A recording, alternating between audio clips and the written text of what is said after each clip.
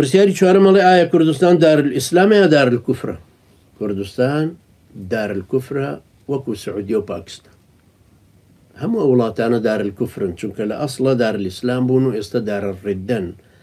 خەڵکەکەی مسلمان ماون بەڵام حاکمەکان کافرن. دەستورەکەی کە حکمی پێکەن کوفرە.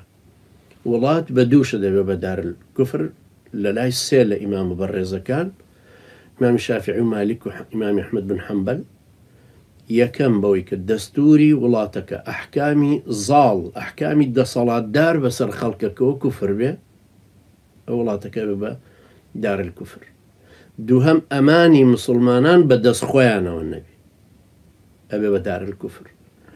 بۆی عولەمای ئیسلام هەر مەذهبەکان هەموو متفق بوون لەوەی کە میسر لە سەردەمی دەوڵەتی فاتیمیە دارالکوفر بوو.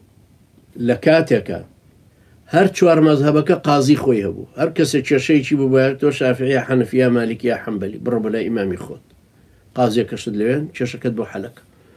یعنی داوەری ژەبرایەوە لای شەرع لای مەذهبەکان، بەڵام عولەما لەسەری متفق بوون کە دەوڵەتی فاتیمی عوبەیدیەکان میسر دەوڵەتێکی دارالکوفرە و ئێستا کوردستانیش دارالکوفرە.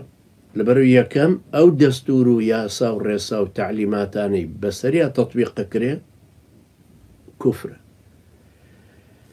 یەکێک ڕاست نەبێتەوە بڵێ کوا کامیان لە کوای کوفرە، ئەمانە ئەمە بە پێی مەزەبی حەنەفیەی گرێتەوە، ئەمە شافعی گرێتەوە، ئەمە ڕاستەکەی بە پێم مەزەبانای گرێتەوە، بەڵام ئەسڵی کوفرەکە لە دەستورەکەیە، لە قوانینەکانی ترایە کە دەرکراوە، لە ممارەسەی کوفری شایەکە ئەکرێ و حکمش بە ئیسلام ناکرێت. طبعا لە کوردستان کە حکم بە ئیسلام نەکرانی بە جاهیلیەت ئەکرێ. ئەفە حکم الجاهیلیەتی یەبغون. دووهەم ئەمانی مسلمانان لە دەست خۆیانان نییە. کابرا ئەندامی پەرلەمان کوردستان، ئەندامی پەرلەمان و بە حساب حەسانەی دیبلۆماسی هەیە، بەڵام ناوێرن لە مزگەوت وتارێ بدە بەبێ موافقەتی ئەوقاف. ئەوە حیزبە ئیسلامیەکانن.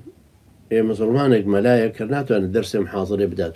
ئەمانی هیچ مسلمانێک لە کوردستانە بەدەست مسلمانانەوە نییە، بەدەست دەستگای پاراستن و دەستگای زانیاریان دژە تیرۆری هەردوولایان ئاسایشی هەردوو لە خوابیان بڕێ. لەبەرەوە کوردستان دارالکوفرە و گومانم لێی نییە. کە دارالکوفری شەمەحناوانی خەڵک کافرە، چونکە فەرقێکی جەوهەری هەیە کە باس لە دارالکوفرەکرێ، باس لە سیستمەکە ئەکرێ، باس لە ئەحکام و دەستورەکرێ، لە قوانینەکرێ، علاقەی بەسەر خەڵکەکەەوە نییە. 200 ملیۆن 200 ملیۆن مسلمان لە هەندستانە ژین، بەڵام دارالکوفر. خەیبەر بەس حاکمەکەی مسلمان بوو، باقیەکەی تری جوولەکە بوون، بەڵام دارالئیسلام بوو، لەبەر والیەکە پێغەمبەری خوا داینابوو عەلەیهی سەڵات وسەلام. علاقەی بەسەر خەڵکەکەیەوە نییە.